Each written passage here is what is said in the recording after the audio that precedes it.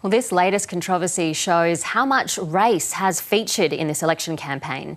Dr. Nitasha Sharma is a professor of Asian American Studies and Black Studies at Northwestern University, and she joins us now from Chicago. Dr. Sharma, thank you for speaking to us. My pleasure. I'm excited to be here. Kamala Harris is known as the first black woman to be elected vice president, but it's also true that her mother emigrated from India and her father from Jamaica, and she's far less known as an Indian American or an Asian American. Why is that? A lot of that has to do with the history of the one-drop rule and, the foundations of U.S. race relations as really being a binary of black and white. And so because of this history in the United States where the law was if you are part black, then you are deemed black, that's really accounting for why people tend to view her as a black woman. At the same time, I think it's because, she does not have a white parent like Obama did, that people often kind of invisibilize her Asian background. It's really an allegory of race in the United States, whereby there's so much attention to the blackness of a person, and there's really invisibility when it comes to the Asian Americanness. And multiracial Americans are one of the fastest growing demographics in the United States. How significant is it for those voters to have a candidate like Kamala Harris running for office?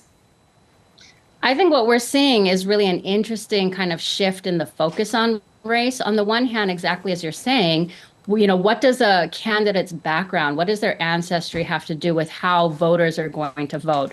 On the one hand, her background is incredibly important for multiracial people who are 10% of the U.S. population, for South Asian Americans, and for Black Americans, and for women as a whole. However, what we're seeing more recently is actually a shift from the focus on Kamala Harris's background to a real analysis of race and racism. And so she's really highlighting how it's not race equals not being white. It's really the whiteness of the U.S. presidency and the kinds of racist rhetoric that we're actually hearing ramping up in just the last few days.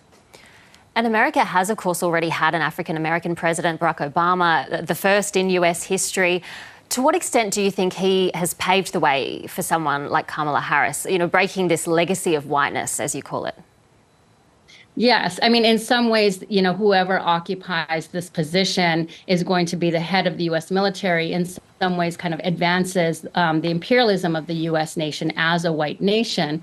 But on the other hand, I think Obama, in terms of who he was, right, his parents were a Kenyan and a white American. He has paved the way, I believe, for Kamala Harris. They have a lot of parallels. In one significant way, Obama really has taught the United States audience, as well as the global audience, to be more racially literate with regard to people who have more than one ancestry and who identify as multiracial. So in that way, we know from Obama, that people are not just one racial identity. And we see with Kamala Harris that people are grappling and understanding the fact that she has parents of two different racial ancestries. At the same time, they share a lot in common and with former presidents in terms of not their identities, but their policies. Yeah, I mean, speaking of grappling with this concept, Donald Trump made comments about Kamala Harris's ethnicity during the campaign. Notably, he made that comment, "I didn't know she was black until a number of years ago when she happened to turn black, and now she wants to be known as black, so I don't know, is she Indian or is she black?" I mean, what kind of impact does that rhetoric have? Yeah, I mean, that's a great example. Thank you for bringing that up. I mean, that was very tricky, and I think many people interpreted that in many different ways. One thing I will say is he was speaking to Black journalists there, and I think he was trying to really draw upon stereotypes of multiracial people as having divided loyalties, as not having a core identity because of the fact that they don't identify with just one racial background. And so he was really drawing upon the desire to stoke a sense of suspicion and skepticism about Kamala Harris's commitment to Black communities, when in fact we know that Black communities in the United States are very open to multiracial community members within their groups. Dr. Nitasha Sharma, Professor of Asian American Studies and Black Studies at Northwestern University, thank you so much for a fascinating conversation. Thank you.